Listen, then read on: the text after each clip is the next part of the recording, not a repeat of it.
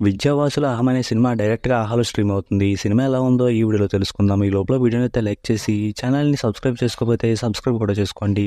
ఈ సినిమాలో అయితే అంతగా ఏం లేదు. ఈ సినిమా టైటిల్ అయితే చాలా క్రియేటివ్గా ఉంది.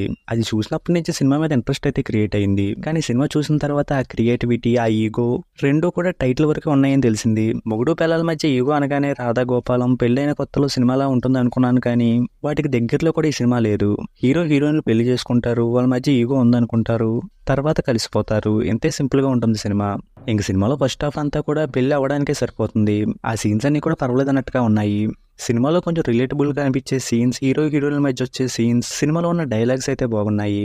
కానీ సినిమాని మొగుడు పిల్లల మధ్య ఈగో క్లాష్లు చూద్దామని స్టార్ట్ చేశాం కాబట్టి దాని దగ్గరికి ఎప్పుడు తీసుకెళ్తారనే ఫీలింగ్ అయితే ఉంటుంది. ఇంకా అక్కడికి ఫస్ట్ హాఫ్ ఎండ్ అయ్యే టైంకి తీసుకెళ్లారు కానీ అక్కడ ఈగో అనేది పెద్దగా కనిపించలేదు. అసలు వాళ్ళ మధ్య వచ్చే గొడవలా ఉండదు.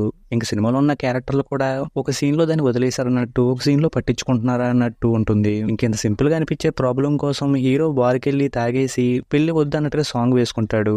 ఆ సాంగ్ వినడానికి బాగానే ఉంది కానీ హీరోకి అంత ప్రాబ్లం వచ్చినట్టుగా అయితే అస్సలు అనిపించదు. ఇంక సినిమాలో ప్రాబ్లమే పెద్దది కాదు కాబట్టి సినిమాకి చాలా సింపుల్ ఎండింగ్ ఉంటుంది. ఇక ఈ సినిమా లెంత్ గంట 42 నిమిషాలే ఉండడం, అందులోనూ సెకండ్ హాఫ్ లో అంతా 40 నిమిషాలే ఉండడం ఈ సినిమాకి కలిసి వచ్చిందని చెప్పొచ్చు. ఇక సినిమాలో మెయిన్ లీడ్ గా చేసిన రాహుల్, శివాని అయితే వాళ్ళ రోల్స్ లో చాలా బాగా చేశారు. అలాగే సినిమాలో ఉన్న సాంగ్స్, బ్యాక్గ్రౌండ్ స్కోర్ కూడా బాగున్నాయి. ఫైనల్ గా ఈ సినిమాలో యాక్టర్స్ పర్ఫార్మెన్స్ బాగుంటుంది, మ్యూజిక్ బాగుంటుంది. సినిమాలో మెయిన్ క్యారెక్టర్ల మధ్య వచ్చే కొన్ని సీన్స్ బాగుంటాయి. వాటి కోసం ఈ సినిమాను ఒకసారి చూద్దాం అనుకుంటే ఈ సినిమా పర్వాలేదు అనిపిస్తుంది. ఇక ఈ సినిమాకి నేను ఇస్తున్న రేటింగ్ అయితే 2.5 అవుట్ ఆఫ్ 5.